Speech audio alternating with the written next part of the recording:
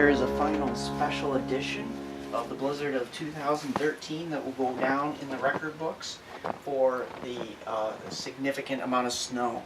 If you look here, we have the snowfall totals. I'll stand off the screen here. This is where we have pretty much the highest snowfall total.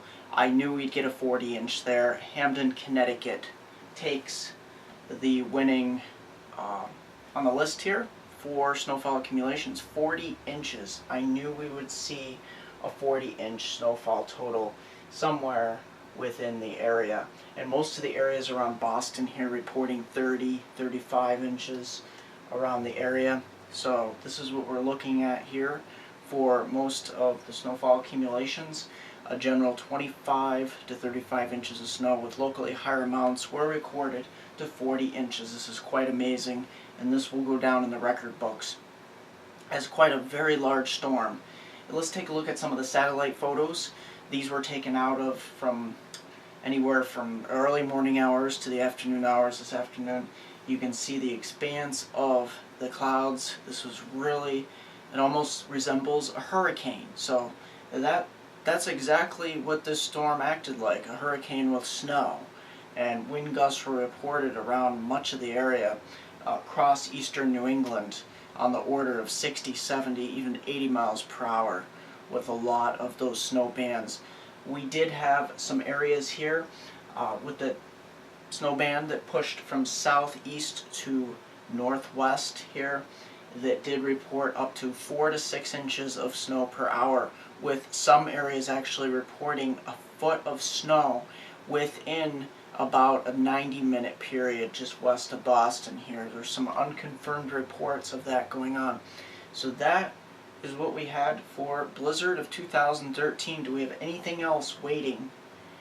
Well, here we're going to look at, and I know a lot of you don't want to hear about another possible storm, but we're going to look at the possibility here.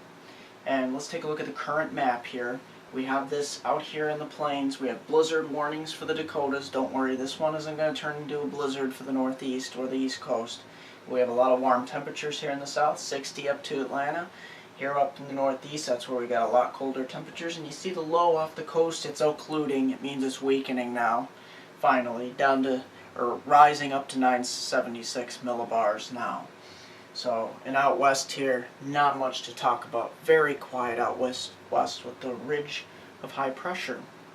So, let's take a look right into the pattern here. You see later in the week, we have that jet stream digging here in the southeast, and this could set us up for a Miller A type system. That is where we have the system dive south across the Rockies, and instead of having a clipper system come down like we did with the last system, this system could bend up and go right up the East Coast, not hug the East Coast, but right off, and then clip southeastern New England and eastern New England again, as if they really need any more snow. So that's what we have to look forward to, possibly, the low pressure.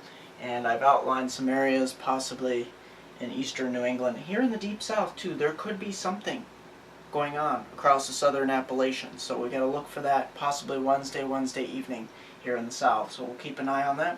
Other than that, temperatures across the area, across the whole United States here, we're looking pretty temperate out west here. But here in the east, we'll have some shots of cold air across the lakes. Things will cool down slightly in the south, but the plains remain much above normal here. So we're going to continue to watch for that.